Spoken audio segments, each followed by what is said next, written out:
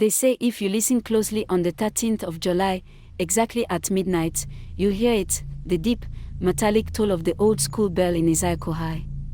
But the bell hasn't been used in over 30 years. They sealed the bell tower after a fire in the old library. Some say a boy was found in the flames, mouth open in a scream that never came out. Others whisper of a voice that cursed the school. But for 15-year-old Ngozi, it was just a stupid story. A dare. A joke. That night, she and 5 friends, Chisem, Amoka, Bachi, Tomowa, and Ebuka, tiptoe out of their dorms, giggling as they crossed the shadowy school field, heading toward the abandoned bell tower. They carry torches, laughing, daring each other. But when the clock strikes midnight and the wind suddenly dies, something changes. The bell tolls. Bong. Their torches flicker. Bong. The field tilts. Ngozi blinks.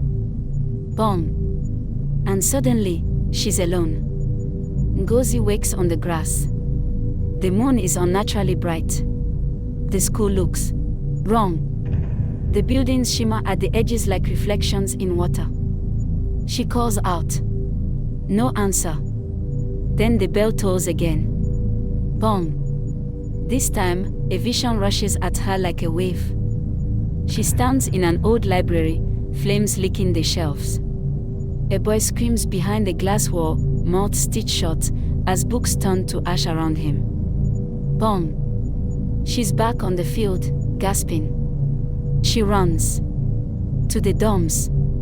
To the classrooms. Every door is locked or vanishes when she turns back. And then, under the assembly stage, she sees it, a wooden trapdoor, newly opened. A small, tattered diary lies just beneath. Its pages smell of smoke. Written in it are names. Familiar ones. Students who were said to have transferred over the decades. But there are no transfer records. Only dates beside each name, always the 13th of July. Ngozi hears a rustling behind her. A boy steps out of the shadows, Chuka. He's wearing a school uniform decades old. His mouth is stitched, the thread old and frayed. He doesn't speak. Not with his mouth. But she hears his voice anyway, through echoes in the wind, reflections in broken windows, pages turning by themselves. He shows her a memory. 1983, the bell rings during a school-wide speech competition. A fire erupts in the library. Headmistress Nokoi seals the exits. A boy dies, Chuka. A bright student. Too curious. The school covers it up. Says it was an accident. But the bell had rung before the fire started. And ever since, it rings once a year. Picking someone. Testing them. Chuka tells her the bell doesn't just summon, it chooses. And once it tolls 12 times, the chosen must decide, speak the truth and vanish, or forget and walk free. Ngozi realizes her friends weren't taken randomly. The bell picked her. Bong. Another vision. She sees her friend Amoka, crying in a dark room, whispering to an unseen figure. Just let me pass, WAC. I'll give you who you want. I swear. Ngozi stumbles back, heart pounding. Amoka had always been desperate to leave their poor background behind. Ambitious. But to offer them all. Bong. She finds Amoka's room in the vision, empty except for a pair of her sandals beside a basin filled with blood. Then, Chuka leads Ngozi to the headmistress's quarters. She expects cobwebs. But the room is pristine. Ritual items are tucked behind cabinets. An altar hides behind the cupboard. Pictures of past students hang in a pattern, each with eyes scratched out. Ngozi finds a birth certificate in a drawer.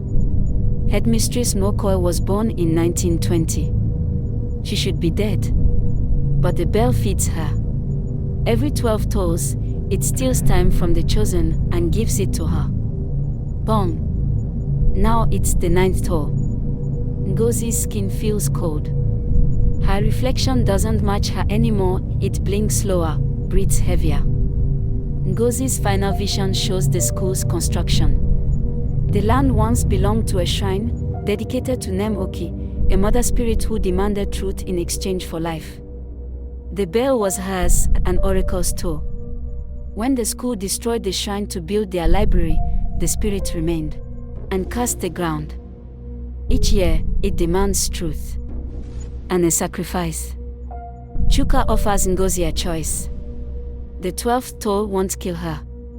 It will rewind time for her, let her go back and stop it all. But only if she forgets everything. Forget the truth. Forget the dead. Walk away clean. But if she remembers, if she chooses to ring the bell herself, she becomes the next oracle. She gives voice to the dead and loses her life as she knows it. Bong. Bong. Bong. Toll 10.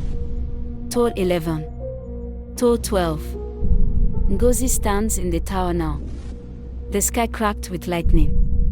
Chuka kneels, holding out the diary, the stitched threads falling from his mouth like ash. Ngozi sees visions of her friends, screaming, trapped between mirrors. Amoka's eyes glow, whispering, "You don't have to do this. We can go back. Just forget.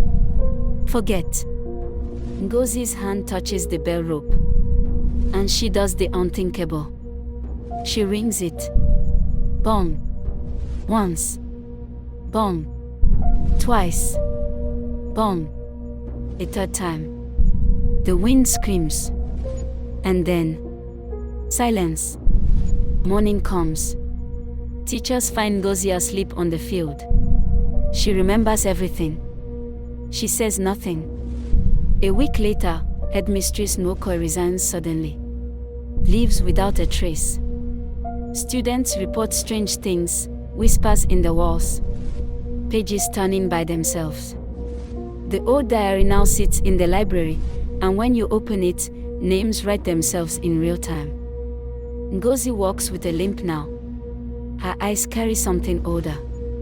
Every July 13th, she sits near the bell tower. Waiting. Listen. Because the bell still rings. And now, she decides who will be heard.